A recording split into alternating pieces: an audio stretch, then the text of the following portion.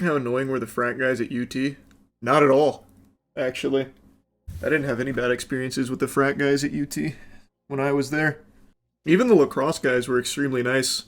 Even though, like, lacrosse has built up a reputation across the country for being, like, big assholes when it comes to the lacrosse house parties, they were, like, super nice to us. I don't know if they were assholes to everyone else, but I can only speak for our experience. They were really nice to us. They probably felt bad for you being all mysterious and shit. And honestly, I think that speaks volumes to their character. Because, again, keep in mind, in college, I was basically the quintessential school shooter archetype. Like, I was a fucking, like loose cannon looking guy. The mysterious wacko. And they were still real nice. Maybe out of fear, perhaps. I don't know. But they were very sweet. Even in those first couple of years, or the first 2 years, I guess, of college, where that was my MO of being mysterious anime character. But you had that reputation from the Hunger Games. Actually, so true. When that happened, I was basically saying that to anyone who would listen. Actually, anyone that would listen. Did you legitimately wear a Psychonauts disc around your neck? Oh, I was actually 100% going to. I had to be persuaded not to. Yeah, truly disastrous. Absolutely disastrous. Oh my god. I was actually just thinking about this the other day. I remember, like, one of the first house parties I went to, I'm pretty sure it was a lacrosse house party in college. They had, like, this pool, and I thought it'd be really fucking cool to be, like, one of the only people jumping in it, because no one was jumping in the pool or anything. Obviously, you just stand around, like, drink, hang out. They even had, like, a band playing there, just, like, I don't know, I guess one of the people that owned the house or something had his friends come play. So I thought it'd be so cool to jump in the pool before anyone else. So I took my shirt off and did a front flip into the pool. Nobody gave a fuck. Absolutely nobody. So then I just had to like very sadly swim out of the pool. And then one of the girls from my art class was talking. She came over to talk to us. It was me and a buddy. And she asked why I was wet and speculated that I must have jumped in the pool, which hurt because apparently literally no one saw it. And I said, no, actually I front flipped into the pool, thinking that made it cooler. Yep. Didn't see much of her after that. Fucking aura. It was aura. That was top 10 aura moments, that's for sure. She couldn't handle the aura. No, very few people could. Another thing, and I actually did this twice, another thing that I did that I thought was cool is when it would rain. God, this one's really fucking cringe, even worse than that. When it would rain, this is when I was like really getting into the gym initially, so I had a pretty decent build. So what I would do is look for any excuse to take my shirt off. So when it would rain, what I would do is when everyone was like, you know, undercover, like waiting for it to let up, I just fucking tank it and I'd take my shirt off while walking in the rain. I was like, oh my god, this must be going so hard right now. I guess I was expecting to turn around and see women fainting. And this was on campus. Yep, it was on campus. You bet your sweet bippy. Did you just show up to class soaking wet? Well, I mean, yeah, I had to put my shirt back on, so naturally. That must have been uncomfortable. Well, I mean, it's no different than walking in the rain to class anyway without an umbrella. Sucks either way. I just made it significantly worse because my Trek 2 class was shirtless, and then I ashamedly put the shirt back on once I got to the class. But like the actual sitting in there wet, you know, that's what happens when you don't bring an umbrella. Did you ever try to force a cool nickname for others to call you? Not that I can think of. No, I don't think I ever went that low. Please tell me you didn't slow walk too. No, I walked at a normal pace. I didn't like slow motion myself and try and light a cigar or anything. Man, I'm reminiscing on some shit now. I remember in one of my art classes there was a girl that I really liked, and she made the mistake of talking to me one day, and she asked like where I was from or what I like to do. I can't even remember what it was now. And I couldn't even look her in the eye, so I was really struggling to get words out. So I started like bumbling my words around, and when I was trying to say like, Yeah, I'm from Tampa, like the part of Tampa. I couldn't finish it, so I kept stumbling, and then she finished it for me saying, oh, so like bumblefuck nowhere, and I just said to her no. We didn't talk too much after that. Yeah, some good stuff, man. The freshman, sophomore year of college for me was huge. Very huge. Went ballistic. Was this when you were doing that flagpole move? Did you show off to women like that? That was just for the Tinder pic. I didn't like force women to watch me do the human flag. The story of the girl flashing you in return for carrying a 500-pound piece of furniture is still my favorite. Oh my god. I don't even remember when the last time I told that story was. Holy shit, I can't believe you remember that one. That one was crazy. Yeah, that one went nuts. Did I mention in that story that I wasn't even really the one that carried most of that shit? And I was still fucking sweating bullets and exhausted? Ah, man, I haven't told that shit in so long. I don't remember if I told all the details back then. Tell it again. Oh, it's from the same era. This would have been going into like the beginning of sophomore year of college. There was a girl from one of my classes who was a friend of mine, and she was always like really nice, and she asked if I could help her move furniture into her new apartment, move furniture into her new apartment. And she had this motherfucking tungsten couch.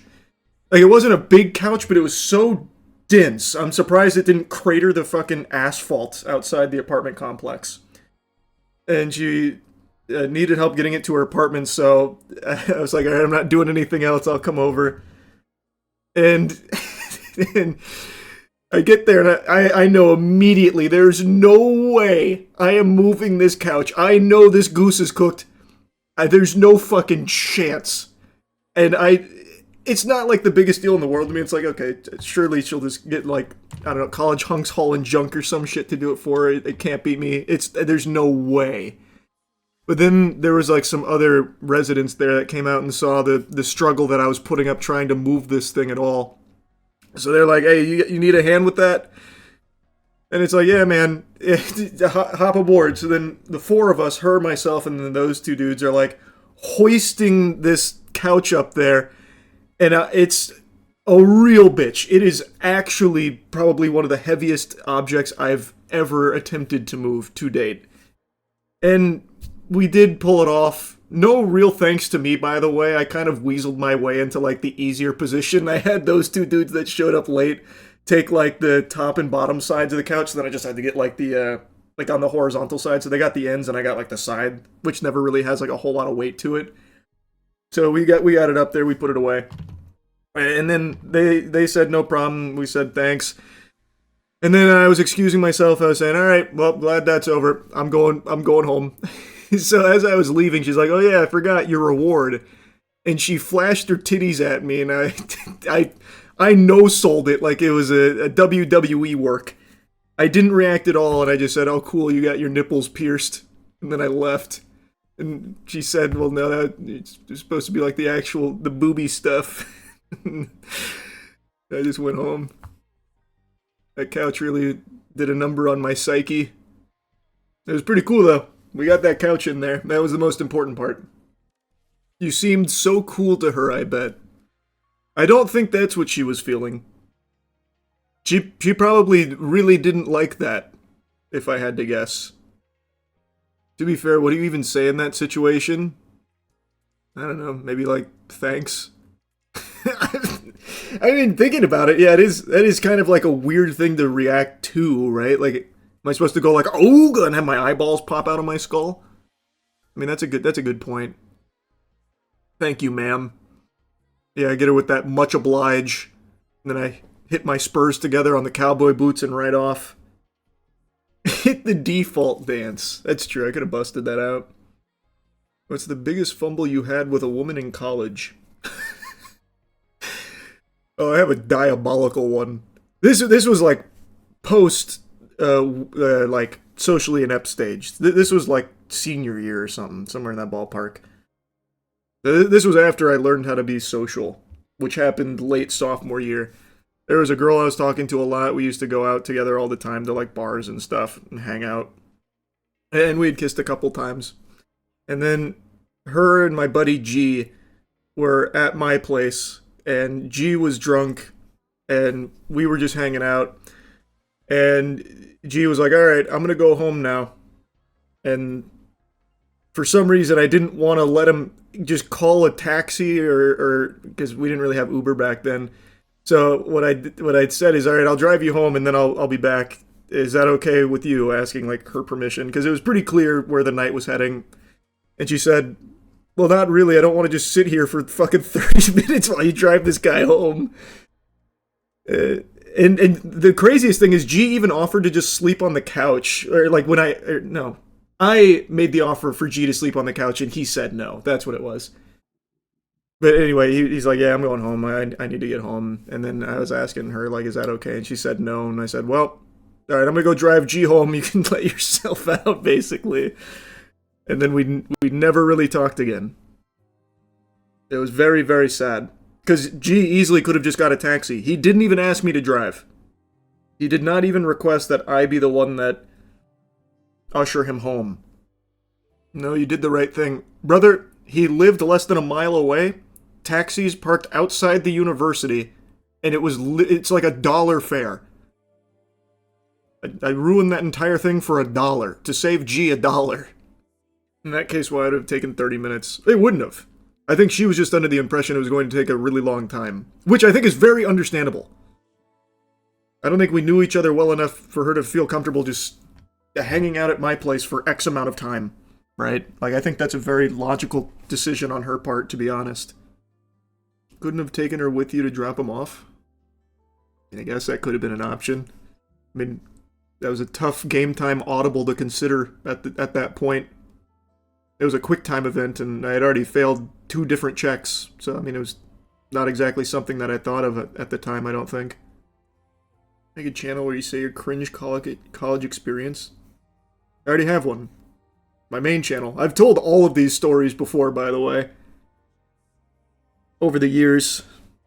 I don't think there's any of them that I haven't told. You were telling these stories over Overwatch gameplay. True! Yeah, there's probably so many details that I don't remember or misremember now. It's actually been quite a while. You're right. Create the DVD box set. No, that would go nuts. Would you say your college experience was good overall? I just recently graduated. I would say that it was excellent. I really had an amazing college experience. I think there is nothing more helpful to socialization than just living on your own for the first time around others, learning to coexist with human beings.